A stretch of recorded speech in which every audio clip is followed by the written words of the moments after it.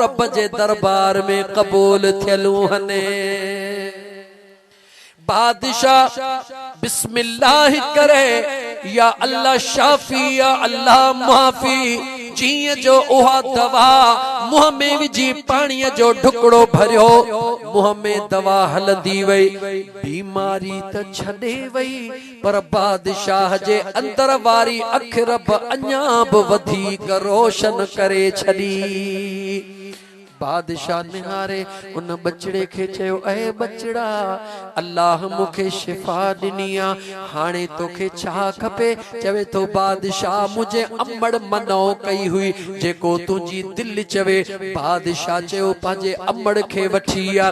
पूरी बादशाही महवे हैरता, हिकड़ी मिस्कीन गरीब जे बचड़े जे हथा अल्लाह हेडो वडो कुर्ब कयो आ। जियां उहा अल्लाह जी पर्देदार बानी पर्दो करे बादशाह जे साम्हूं आई आ।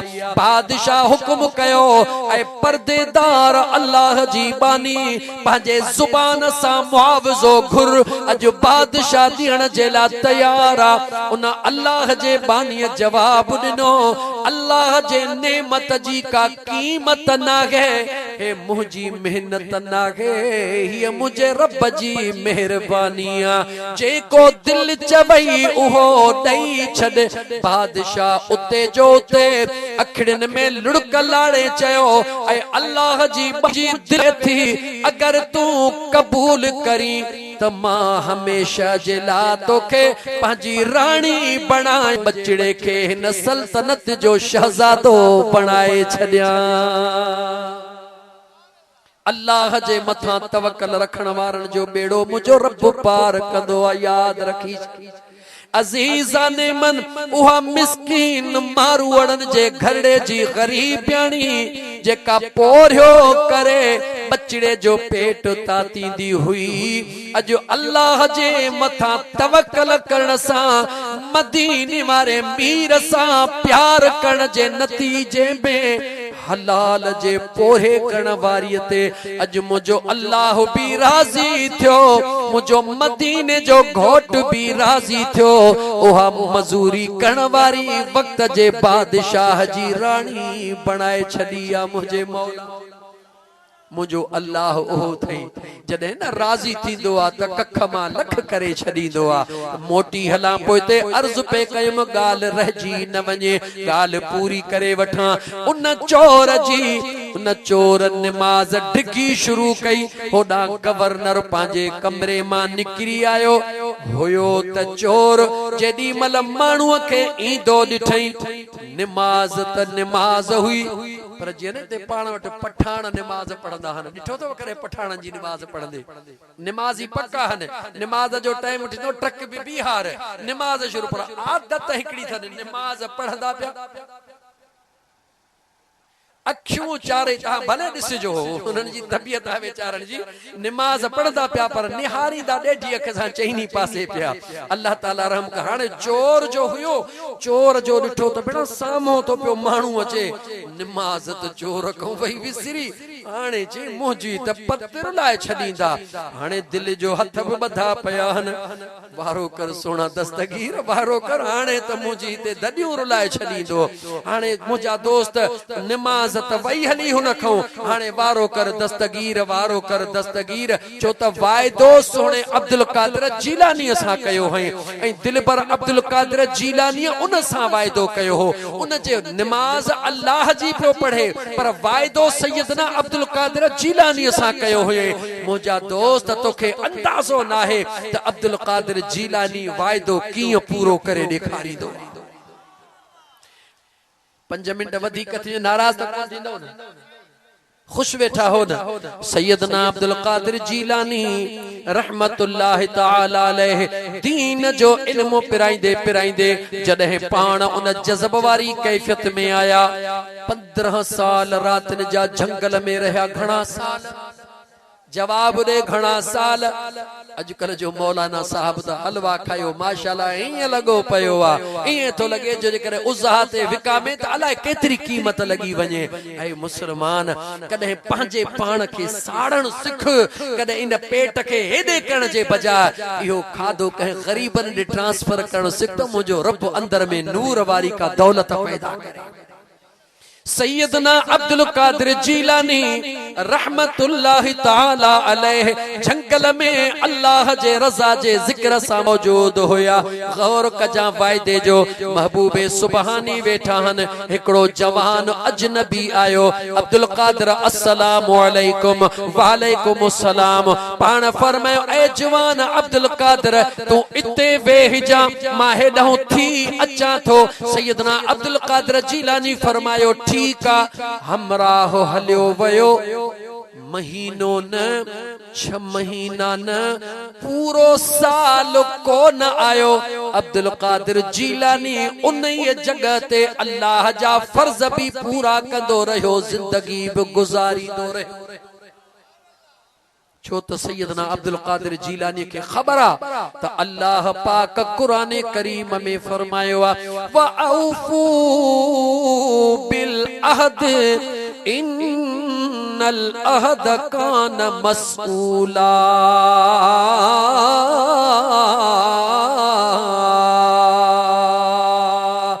अल्लाह जे ज़ात फरमायो जेको वायदो कयो ओहो वायदो पूरो कंदा कयो। छो त मुझो रब क़यामत जे ॾींहुं वायदे मुतलिक़ ज़रूर सवाल कंदो। ये कूड़ा हिक बे सा वायदा न कंदा कयो। खुदा जो कसम मां त तुंहिंजो हां एडो कसम मूंखे पीरान पीर जो कसम मुंहिंजी दिल तोखां सवा मानी कान थी खाए। लेकिन इहो धोखो न कंदो कर जंहिंजो कसम तो खणी अंदाज़ो लगाईंदो कर त कंहिंजो कसम खणी रहियो आहीं। सच ॻाल्हाइण सिख मुंहिंजो रब तुंहिंजूं सभु मुश्किलातूं आसान करे छॾींदो। सैयदना अब्दुल कादिर जीलानी सॼो साल वेठा रहिया। ओहो जवान आयो अस्सलामु अलैकुम। ऐ अब्दुल कादिर जीलानी वेठो हई निहारे पाण फरमायो अजनबी वेठो हां यार हिकड़ो वरी थोड़ो वेह मां हेडहूं थी अचां थो। बिना ॻाल्हाइण जे वरी उहो जवान हलियो वियो। वरी सॼो साल कोन आयो। पूरो साल यानी 2 साल सैयदना अब्दुल कादिर जीलानी हिकड़ी जगह ते अल्लाह जे जिक्र में गुजारियो। खुदा जे को खुदा जे जिक्र में गुजारे उन जी हिफाजत मुझो रब कंदो या को बियो अची कंदो। जॾहिं पूरो जवान आयो अस्सलामु अलैकुम अब्दुल कादिर जीलानी वालेकुम अस्सलाम। पाण हाणे कराए ऐ अब्दुल कादिर आऊं खिज़र अलैहिस्सलाम आहियां। मुझे अल्लाह मुखे तुझे आज़माइश जे ला मोकिलियो हो। हाणे तुझी आज़माइश रब कबूल करे छॾी। वञ बगदाद शहर में जेसिताईं क़यामत जो ॾींहुं थींदो तेसिताईं अल्लाह तुझे इज्जत ऐं नाले खे बुलंदो बाला करे छॾींदो। ए महबूबे सुबानी इए कोन बनियो हो तरुगी खतमा खाई ऐं सदके जा बकर खाई ऐं हलवा खाई। हल मन खत मन ते वलीउल्लाह कोन थींदो आ। मुंहिंजा दोस्त वली थियण जे लाइ हे अंदर जो पखी मुंहिंजा दोस्त सुजाग करणो पवंदो आ। लतीफ सरकार खां पुछी ॾे। लतीफ फरमायो वण था मेवो कन वण था मेवो कन पर पाण न खाइन पंहिंजो।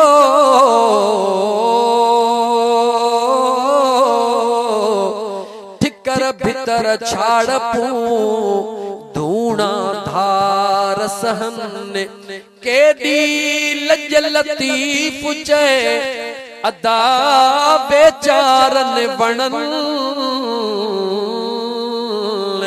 फरियो वरी फरन फायदे कारण ॿियनि जे।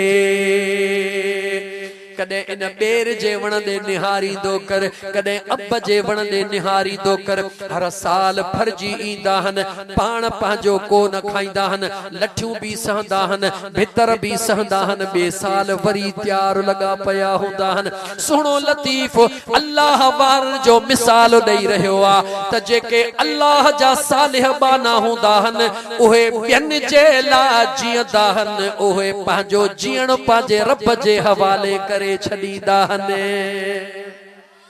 कदे बिन जे लाइ जीअण सिख, कदे बिन जे लाइ दुआ घुरण सिख। अल्लाह जे इज्जत जो कसम खणी तो चवां, तो तुझे पाड़े में अगर को गमगीन आ, को दुखायला, तू हिकड़ी रात जागी और नमाज तहज्जुद जी पढ़ी रुगी उन जे लाइ दुआ घुर, पाण खे विसारे छॾ। ओ मुंहिंजा अल्लाह सही मुझे पाड़े वारे भा जी मुश्किल आसान कर। ओ मुंहिंजा मौला फलाणे मुसलमान जी महबूब जे सदके मुश्किल आसान कर। तू उन जे लाइ दुआऊं घुर, तू निंड मां तो दिस त तुझी मुश्किल रब अगई आसान करे थो या नथो करे। हमेशा पंहिंजे लाइ जीअण वारा कॾहिं ॿियनि जे लाइ भी जीअण सिखी ॾिस।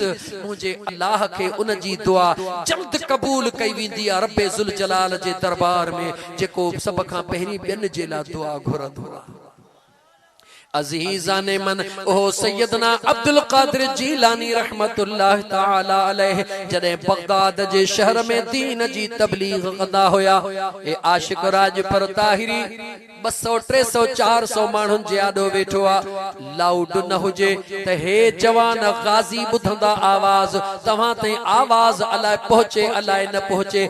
लाउड जे सहारे सां सैयदना अब्दुल कादिर जीलानी जॾहिं ख़ुतबो ॾींदा हुया, न की लाउड हुया न की इको साउंड हुया, 70 हज़ार मखलूक जो मजमूओ हुंदो हुयो।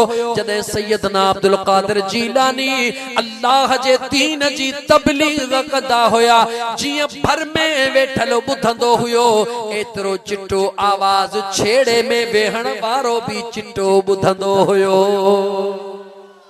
ए कहजो करम अल्लाह चवे तो तू मुझो थी सब कुछ मां रब तुझो करे छड़िया, पर रब चवे तो जे मां अल्लाह जो न थींदे त मां रब बेनियाज़ हां। दर दर ते थाबा ठोकरूं खाराइंदो मैं, कदे किथे पियो थाबा खाइंदे, कदे किथे पियो थाबा खाइंदे, खास करे वडेरन जे दर ते पियो पिनदे। अल्लाह चवे तो पिनदन का चौथो पिनी मां अल्लाह जे दरबार में हलिया, वसीले मुस्तफा सा हलिया, मुझे मदीने जे ताजदार सल्लल्लाहु अलैहि व आलिहि वसल्लम जो वसीलो, सहाबा ताबईन तबा ताबईन औलिया अल्लाह जो सिलसिलो क़यामत ताईं हलण वारो आ। उन सालिहन ऐं सादिकन सां गॾु वेह त मुंहिंजो रब तुंहिंजो वेहण क़बूल करे छॾे। गाल रहजी न वने, टाइम घणो बस 3:30 बजे बस तो कया, ता फिक्र न कयो, बेफिक्र थी वञो। 1.5 कलाक खां मथे तकरीर को न हुंदी आ मुंजी, पर गाल पूरी करण दियो। कंहिंजी गाल पे कयम हुन चोर जी याद आ विसरी वई। सैयदना अब्दुल कादिर जीलानी के पियो सदे वर महबूबे सुबहानी वर, हाणे वारो कर मां तो सा वायदो निभायो आ, मां नमाज शुरू कया, हाणे हे मालिक अची वया हन, हाणे खबर नाहे छा थींदो। हे डप खां जे क़याम में त क़याम में, रुकुअ में त ॾेढी अख सां वेठो ॾिसे त मालिक वेठो आ यको रुकुअ में। हे डप खां रुकू ऐं सजदा लंबा पियो करे, ओ वक्त जो गवर्नर रब जो शुक्रानो पियो करे। ओ मुझा करीम रब अजु कहिड़ो वली अंगण ते मोकिलियो थई, जेको रुकुअ में त रुकुअ में गुम, सजदन में त सजदन में गुम लगो पयो आ। हो पंहिंजे डप खां गुम लगो पयो आ, हे पंहिंजे उम्मीद में गुम लगो पयो आ। बिल आखिर फजर जी नमाज थोड़ी हुई, जिया जो अस्सलामु अलैकुम व रहमतुल्लाह जी ॾिठई त सिज थो फिरे, ॾींहुं ॾींहुं जो साम वराए ॾिसे त सैयदना अब्दुल कादिर जीलानी मुर्की बि रहियो आहे ऐं बादशाह आहे। सैयदना अब्दुल कादिर जीलानी रहमतुल्लाह ताला अलैहि निहारे फरमाइस, बच्चा याद रखी छॾ, जेको पंहिंजो वाइदो पूरो कंदो आ, मुंहिंजो खुदा उनखे कॾहिं बि तनहा कोन छॾींदो आ।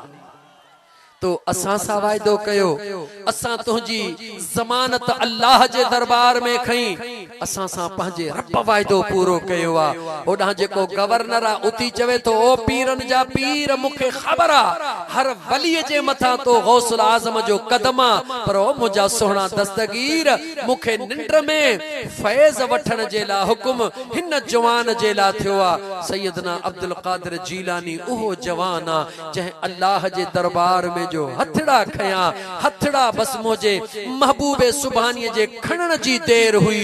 अल्लाह रब्बुल आलमीन सैयदना अब्दुल कादिर जीलानी जा हथड़ा कबूल फरमाया। ओहो जेको चोर थी आयो हो वक्त जो वली बणजी वयो, न रुगी वली बणजी वयो, उते जो ते वक्त जे गवर्नर के फैज़ ॾेई अल्लाह जे दीन जी तबलीग करण ला हलिया। ऐ मोजा दोस्त अजीज याद रखी छद, अल्लाह जे आडो कुरान पढ़ा, कुरान करीम जी आयत पढ़ा, मता सुभाणे मुझे दोस्त भा अली गोहर गाजी फौजी के को चवे, रिटायर फौजी न चवंदा कयो, गाजी चवंदा कयो, चो त जंग जे मैदान मां जेके अल्लाह सलामती सां मोटाइंदो न के गाजी चइबो आ। जेको जंग जे मैदान में जान राहे रब्बुल आलमीन में कुर्बान कंदो आ, उनके शहीद चइबो आ। ए ओए खुश नसीब हन जो जंग जे मैदान में होया, तदे भी उनन के पांजे हथड़न में खयो। मुझे मदीने जे ताजदार फरमायो त शहीद जो खून जमीन ते पो किरंदो आ, जन्नत हिनन अखिन सा पहिरी रब हुनके ॾेखारींदो आ।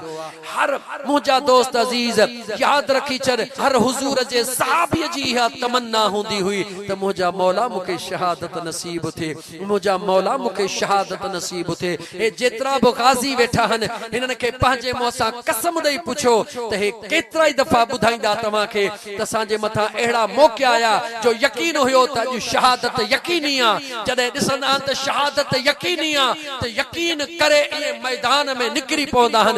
जॾहिं गाज़ी थी मोटंदा आहिनि त खेनि खे बि ख़बर कान हूंदी आहे त ख़ुदि मोटायो, मोटण वारे मोटायो। अल्लाह अकबर, या रसूल अल्लाह सल्लल्लाहु अलैहि वसल्लम, या अली, नारे तहकीक हक चारिया, नारे पीर दम दस्तगीर। मुंहिंजा दोस्त अजीज कुरान करीम जी आयत पढ़ा, पोइ खां पोइ हिकिड़ो शेर पढ़ी बस तकरीर ख़त्म थो कयां। इंशाअल्लाह ताला मीलाद वरी ॿिए दफ़े बस अॼु 1.5 कलाक पूरो थियो। आयत कहिड़ी तो पढ़ा त मुंहिंजो अल्लाह कुरान में ॿुधाए थो त मां जॾहिं न मुआफ़ कंदो हा त ऐबन खे कोन ॾिसंदो हा। उहा कुरान जी आयत पढ़ा जंहिंमें अल्लाह फरमाए थो गुनाहन खे कोन ॾिसंदो हा। मता तू सोची त आयो हो गुनाहगार अब्दुल कादिर जीलानी हथ खया त बस हो वरी पीर थियो। रब जो कुरान तो ॿुधाई, रब जो कुरान तो ॿुधाई त मुंहिंजो रब अॻे ई कुरान में फरमाए चुको आ त मां कीअं गुनाहगार जा गुनाह मुआफ़ कंदो हा, न रुगी मुआफ़ कंदो हा पर कुरान ॿुध। अल्लाह जे ज़ात फरमायो इल्ला मन ताब व आमन व अमिल अमलन सालिहा फउलाइका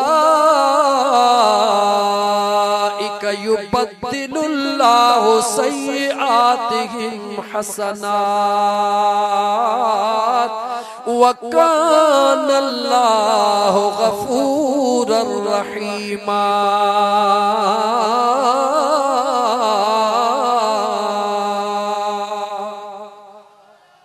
छा पढ़ियुम चो रब जो कुरान, जवाब ॾियो छा पढ़ियुम अल्लाह जो पाक कुरान। गौर सां माना ॾे गौर कर, अॼु मौक़ो मिलियो थई इन माना मां फ़ाइदो वठ। मुंहिंजो अल्लाह तो फरमाए जेको सच्ची दिल सां तौबा कंदो आ, छा कंदो आ, सच्ची दिल सां तौबा कंदो आ। अगर चोरा दुआ तो करे मुंहिंजा मौला मूं चोरी छॾी मूं ते रहम कर। अगर शराबिया दुआ तो घुरे ओ मुंहिंजा करीम रब घणई पी तुम हाणे पांजे महबूब जे सदके माफी दे मौला वरी कोन पियंदुसि अगर कूड़ो आ कूड़ खां तौबा तो करे व्याजी आ व्याज खां तौबा तो करे ज़ानिया ज़िना खां तौबा तो करे मुझे रब जो कुरान बुध मुझो अल्लाह फरमाए तो सच्ची तौबा करण वारो जॾहिं सच्ची तौबा करे ईमान वारी जिंदगी गुजारी दो आ मां रब थी वायदो थो कयां मां उन जे ऐबन दे को न ॾिसंदुसि मां उन जे गुनाहन दे को न ॾिसंदुसि जेतिरा गुनाह खणी आयो आ फउलाइक युबद्दिलुल्लाहु सय्यातिहिम हसनात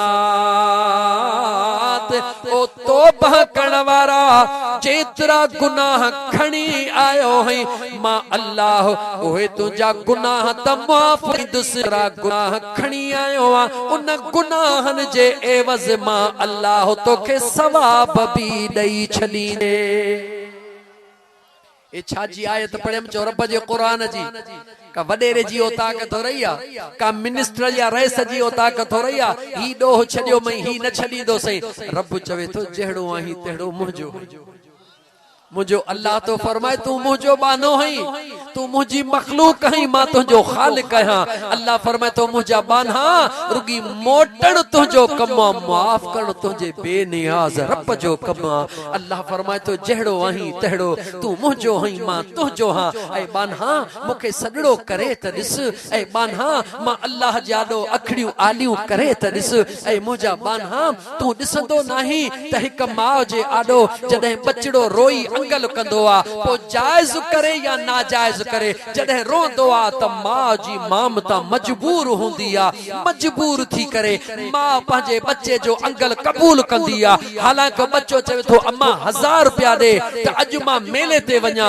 मां ॾिसे थी कोन्हे पर बच्चो जो रोए थो त ओ धारो सो धारो वठी अमड़ अमड़ न अमड़ चवंदी मुंहिंजो बचड़ो रोए थो भला ॾुखियो सुखियो ॾेई छॾींदसि ओ धारो वठी बि नाजायज मुतालबो बच्चे जो मनी दिया इहा दुनिया जी हिकड़ी मां वा मुझे मदीने जे मीर फरमायो त मुझो रब तो फरमाए त ए मुझा बाना मां अल्लाह तो सा हिक मां जे बराबर न 70 अमड़न खां भी वधीक प्यार कंदो ऐ मुझा दोस्त अखियूं खोल जेको अल्लाह 70 अमड़न खां वधीक प्यार करे उहो पंहिंजे बाने खे ॾुखियो करण चाहींदो जवाब दे ऐ मुसलमान तू पंहिंजे पाण खे ॾुखियो न कर हिकिड़ो शेर पंजाबी ज़ुबान में ज़हन में अचे इजाज़त ॾियो त चवां रहमत दा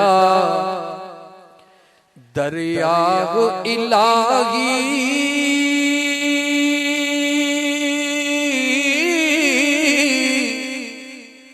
हरदम वक़्ता तेरा जे एक कतरा मिल जावे मैनू ते बन जावे कम मेरा रहमत दा दरिया इलाही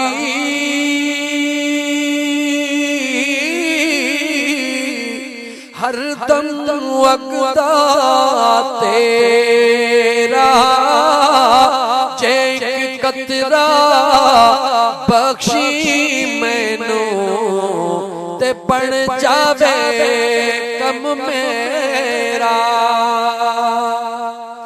घर में देखा अमला बल्ले ते कुछ भी नहीं मेरे पल्ले जे में वेखा रहमत रब दी पल्ले पल्ले पल्ले आए मुझा दोस्त अजीज अल्लाह जी रहमत याद रखी छॾ रहमत त खुदा जी आ पर मिली कंहिंजे करे आ चो मदीने वारे मीर जे करे मिली आ कंहिंजे करे मिली आ जवाब ॾे गाला कंहिंजे करे मिली आ हज़रत अबू बकर सिद्दीक रज़ी अल्लाह तआला अन्हु खां जॾहिं सवाल कयो वियो ऐं अबू बकर ऐ अबू बकर सोहणे अबू बकर जवाब दिनो ऐ जी सवाली चवे तो सोना अबू बकर तू अल्लाह जे ज़ात सा वधीक तो प्यार करी या रसूलुल्लाह सा वधीक तो प्यार करी। जवाब सैयदना सिद्दीक अकबर जो बुध हजरत अबू बकर सिद्दीक रज़ियल्लाहु तआला अन्हु जवाब दिनो त मां पंहिंजे महबूब मुस्तफा सा वधीक प्यार थो कयां। सवाली सवाल कयो ऐ सोना अबू बकर ए छा पिया चो पान फरमायो हा प्यार मां महबूब मुस्तफा सा वधीक तो कयां खौफ पंहिंजे रब जो वधीक तो रखां छो मुंहिंजो खुदा त पहिरीं भी हुयो मां अबू बकर भी हुयुस लेकिन मुखे पंहिंजे खुदा हिक खुदा जी पहचान कान हुई हिक खुदा जी मार्फत अगर मुखे मिली या त मुझे महबूब मुस्तफा जे दरड़े ता मिली या मुखे जह दर तो मुझो रब मिलियो आ मां पहिरीं प्यार उन महबूब मदीने जे ताजदार सां तो कयां बाद में प्यार पंहिंजे करीम रब सां तो कयां त जन खे महबूब मदीने जो मीर मिलियो आ हिक अल्लाह वहदहू ला शरीक जो अकीदो बि रब उन्हनि खे नसीब कयो। त मुंहिंजा दोस्त अजीज हे मेहरबानियूं सब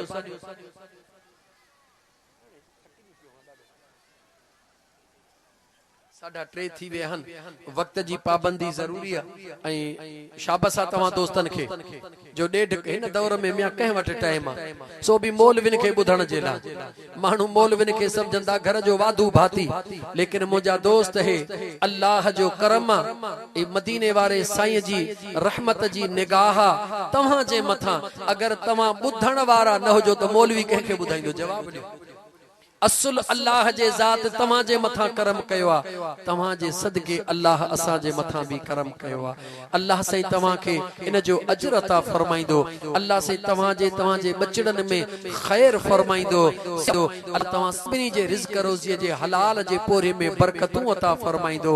ऐ मुंजा दोस्तो अजो तज हिकड़ो अज़म करे महफिल मां उथो त अज खां पो हलाल जो पोरियो कंदे कदे भी कीबाइंदासी कोन चो इंशाअल्लाह ताला जह भी फील्ड में आयो उते मुर्स मानू थी मेहनत कंदासी छो त हलाल जो पोरियो करण वारन ते मुजो रब राजी थींदो आ मुजो मदीने जो घोट राजी थींदो आ। बे नंबर ते कहे मुसलमान भा जो हक न खाइंदासी ऐ मुसलमान वरी ओ इन हद ताईं जो कहे जे गाह जी भरी भी न खणजा बोह जी भरी भी न खणजा जे कदे गाह सुकई थो पियो त रात जो पानी जो मता जे मुंडे मा थोड़ी चीच सा नुड़कड़ी करे तो छड्या मुजो बाड़ो भरजी वने ई न कजा छो त अल्लाह जे दरबार में इन नुड़कड़ी जो भी हिसाब देणो पवंदई तू चीच सा नुड़कड़ी करे छडींदे तुजो गाह जो बारो त भरजी विंदो तुजो गाह जो बारो त साओ थी विंदो तुजे मेह या ढगी जो पेट त भरजी विंदो पर उन गाह सा तुजे मेह या ढगी जे खीर जो जर को न वधंदो छो त खीर जा जर गाह सा न वधंदा हन पर खीर जा जर मुजो रब जंजा वधाइंदो आ उन जा वधंदा हन।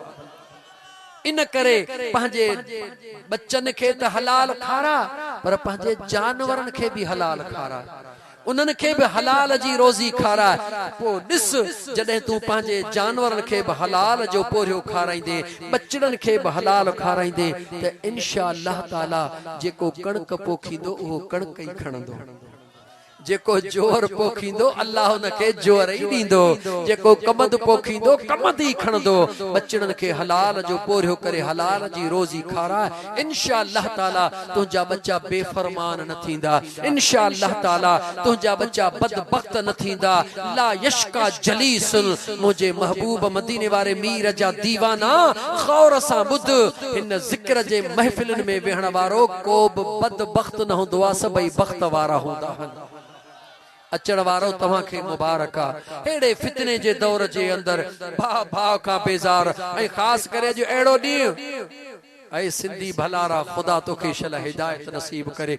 सिंधु जी तारीख दिस मुसलमान कायनात जे अंदर पहरो तर्जुमो कुरान करीम जो सिंधी जुबान में थियो जवाब दे कहिड़ी जुबान में थियो सिंधी जुबान में थियो अज भी ठट्टे खां हल मकलीअ में त मुझे हुजूर जे सहाबा जो मज़ारू तो के ठट्टी मकलीअ जे शहर में मिलंदियो। मां तोखां तो पुछां मदीने तय्यबा मां हुजूर जा सहाबा आया होया इते ठट्टे में ऐं तारीख़ पढ़ी ॾिस ऐं अलाए केतिरा सिंधी क़ौम जा माण्हू नबी करीम अलैहिस्सलातु वस्सलाम जे हुजूर में पहुता होया। सिंधीअ जी एॾी वॾी तारीख़ आहे, एॾी सुहिणी तारीख़ खे ऐं बदनुमा दाग़ लॻाइण वारा तोखे खुदा जो खौफ नथो अचे।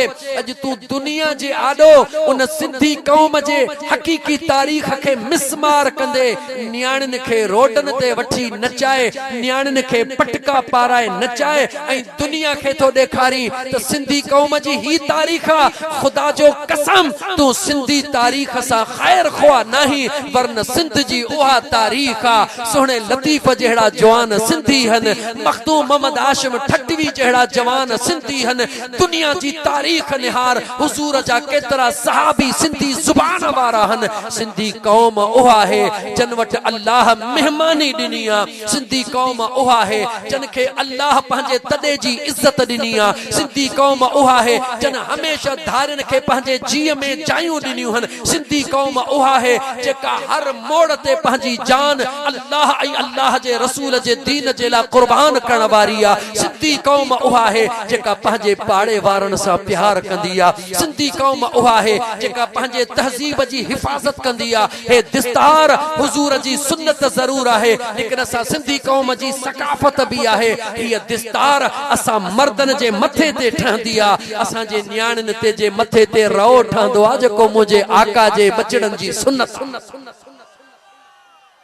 ऐं पंहिंजे न्याणियुनि खे रस्तनि ते पर पंहिंजे न्याणियुनि खे कीअं चवां, पंहिंजे न्याणियुनि खे त नचाईनि ई कोन था न। सच चए यार रुसे त रुसण दे, सजण साईं जो दीवानो आहे, सच चवंदुसि। फणीअ ॾींदे वार खुसे त खुसण दे परवाह नाहे।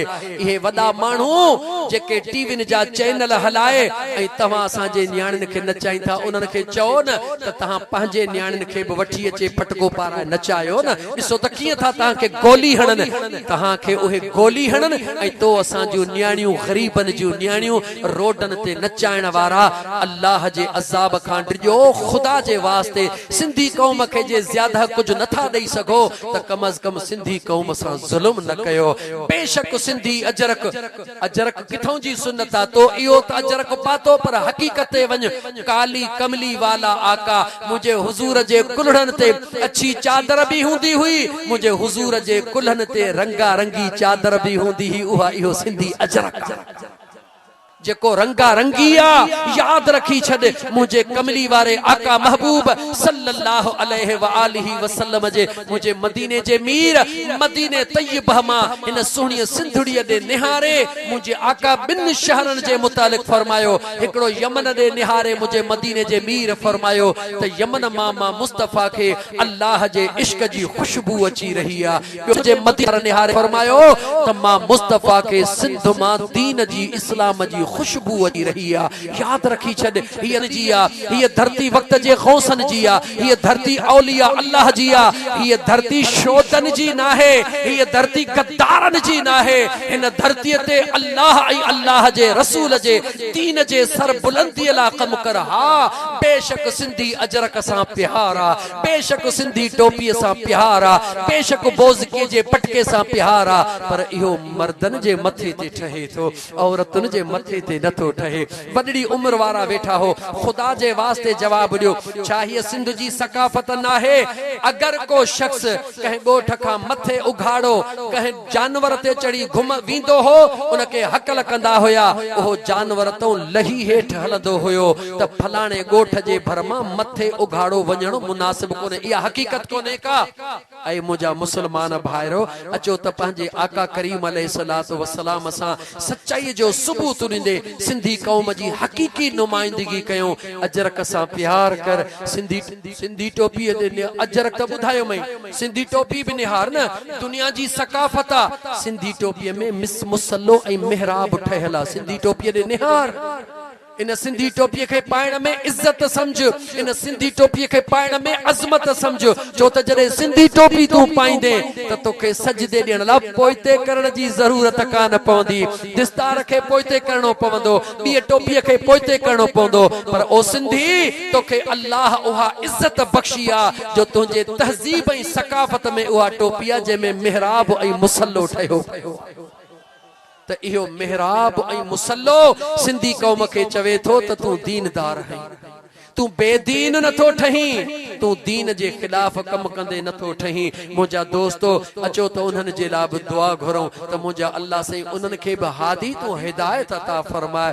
ऐं उन्हनि जिन जूं नियाणियूं अॼु रोडनि ते नचनि थियूं पियूं, सुभाणे टीवीअ ते तव्हां ॾिसंदो केॾी न ॾुख जहिड़ी ॻाल्हि आहे। मर्द पटका लाहे छॾिया, औरतूं पटक जॾहिं न औरतूं पटका ॿधनि त मुंहिंजा दोस्त क़यामत जी निशानी आहे या न? जवाब या क़यामत जी निशानी आहे। मुझे अल्लाह मुझे मदीने जे ताजदार के फरो मुझा महबूब मुस्तफ़ा, मुझा महबूब मुस्तफ़ा जी मुझा करीम रब पंहिंजे घर वारन के पर्दे जो हुक्म कर। मुझे मुस्तफ़ा जे बचड़न के पर्दे जो हुक्म छा तुंहिंजा असांजो बचड़ा अञा उन खां वधीक पाक आहिनि छा?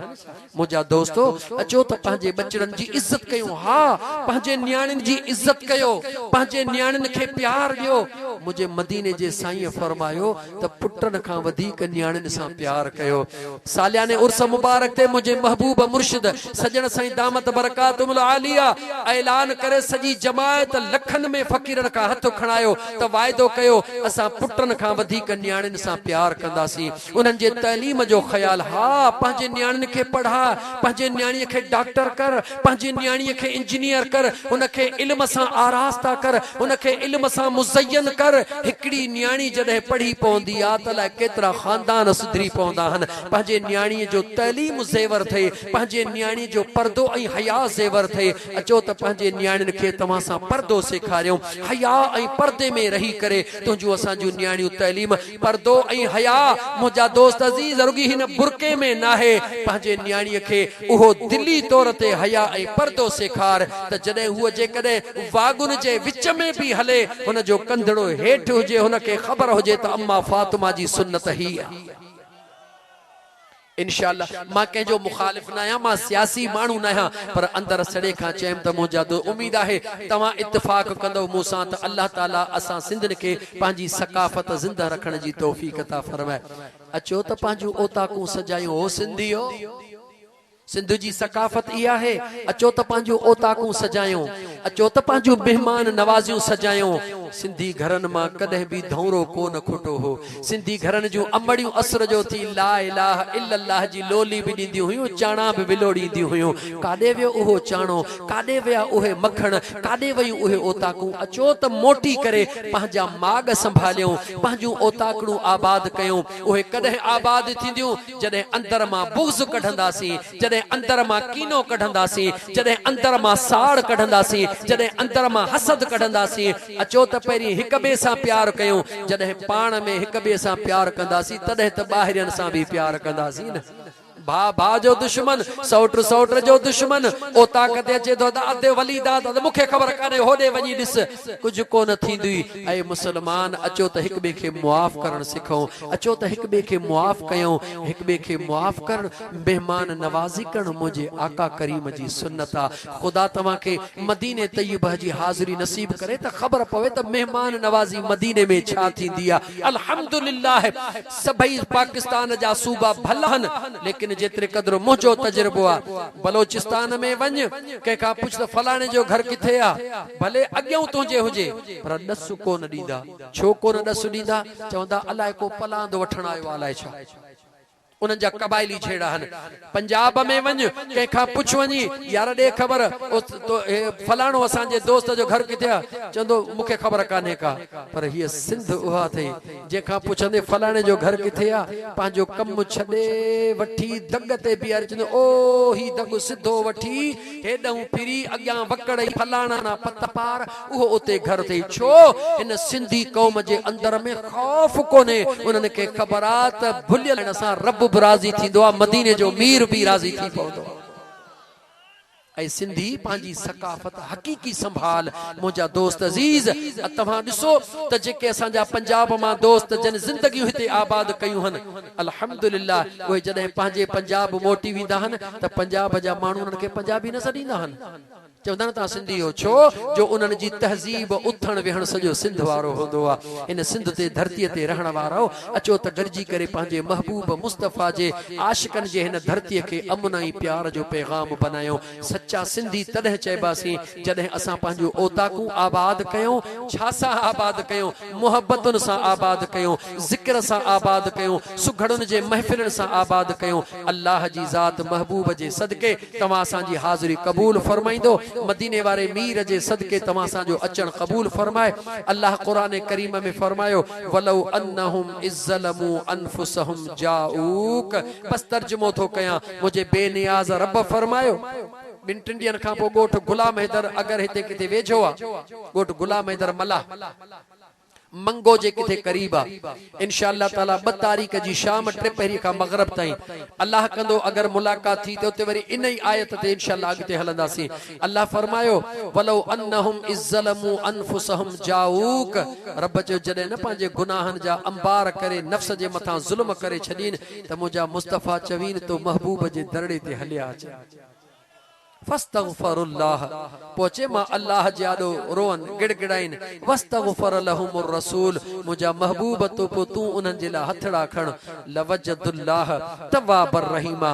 मुझा महबूब जे कोन तुंहिंजे दरड़े ते अची मां रब खां माफ़ी घुरे ऐं तू मुस्तफ़ा उन जे लाइ वसीलो बणिजी पवी त मां अल्लाह ऐलान तो कयां उहो पंहिंजे विञायल रब खे लही ज़रूर लवजदुल्लाह ज़रूर ज़रूर पंहिंजे रब खे लही वठंदो।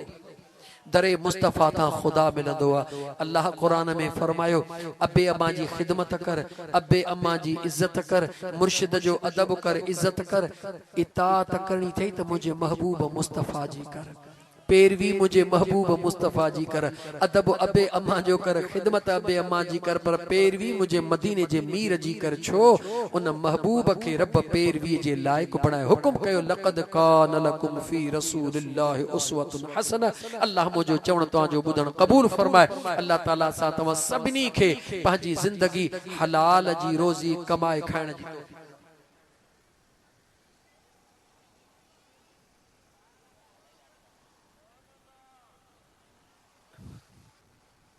पौना 2 कलाक तकरीर कई थम। घणा कई थम? पौना 5 मिनट। हे दोस्त चवे थो इन जी ॻाल्हि ॿुधऊं न, आवाज़ को न मिलियो फ़कीर हाणे बस साईं। अल्लाहुम्मा सल्ली अला सय्यदना व मौलाना मुहम्मद व अला आल सय्यदना व मौलाना मुहम्मद व बारिक व सल्लिम। रब्बना आतिना फिद दुनिया हसना व फिल आखिरति हसना व किना अज़ाबन नार। दिलनि जा हाल ॼाणदड़ रब, दुआउनि जा क़बूल कंदड़ रब, पंहिंजे महबूब रहमतल लिल आलमीन सल्लल्लाहु अलैहि व आलिहि वसल्लम जे सदके असांजे दिलनि जूं नेक तमन्नाऊं पूरियूं फरमा। मुझा करीम रब असां सभिनी जी हाज़िरी क़बूल फरमा, खैर वारन जो खैर क़बूल फरमा, उन जे माल रिज़्क बचड़न ईमान में बरकतूं अता फरमा। नबी करीम अलैहिस्सलातु वस्सलाम जी सजी उम्मत जो खैर फरमा। जेके दुनिया में मर्द व ख़वातीन ज़िंदहन या अल्लाह उनके इज्जत अमन ऐं सुकून जी ज़िंदगी मुयस्सर फरमा। जेके ईमान वारा मर्द औरतूं दुनिया छॾे विया या अल्लाह उन्हनि जी बख़्शिश फरमा, उन्हनि जे क़बरनि खे जन्नतुल फिरदौस जे बागनि मां हिकिड़ो बाग बना। असां सभिनी खे दरे मुस्तफ़ा जी हाज़िरी नसीब फरमा। सुहिणे काबतुल्लाह शरीफ जो दीदार नसीब फरमा। रब्बना तक़ब्बल मिन्ना इन्नका अंतस समीउल अलीम व तुब अलैना इन्नका अंतत तव्वाबुर रहीम। इन्नल्लाह व मलाइकतहु युसल्लूना अलन नबी या अय्युहल्लज़ीना आमनू सल्लु अलैहि व सल्लिमू तस्लीमा। अल्लाहुम्मा सल्लि अला सय्यदना व मौलाना मुहम्मद व अला आलिहि व अस्हाबिहि अजमईन। आमीन। ला इलाहा इल्लल्लाह मुहम्मद। बीमारन जे हक में दुआ अल्लाहुम्मा सल्लि अला सय्यदना व मौलाना मुहम्मद व अला आलिहि व अस्हाबिहि अजमाइन। मुझा सोहना करीम रब पांजे महबूब मदीने जे ताजदार जे सदके असां गुनाहगारन जे हिन हथड़न जे सदके ओ मुझा अल्लाह सही तमाम बीमारन के शिफाए कामिला आजिला अता फरमाए। हेडहूं दोस्त दस्यो मुझा अल्लाह सही तू जानी तो उन्हनि जूं कई बनियाणियूं बीमार हन। हेॾा कंहिं दोस्त दस्यो त कंहिं फौजी दोस्त महरम जी भेण बीमार आहे मुझा करीम रब नाला कंहिंजा वठूं मुझा मौला पंहिंजे महबूब जे सदके मर्द औरतूं नंढड़ा वॾड़ा अस्पतालुनि में या घरनि में जिते भी बीमार आहिनि ओ मुझा करीम रब पंहिंजे महबूब जे सदके उन्हनि खे सिहत आफ़ियत तुंहिंजा अल्लाह ला तूं आसान फरमा उन्हनि जा दर्द तकलीफ़ूं दूर फरमा।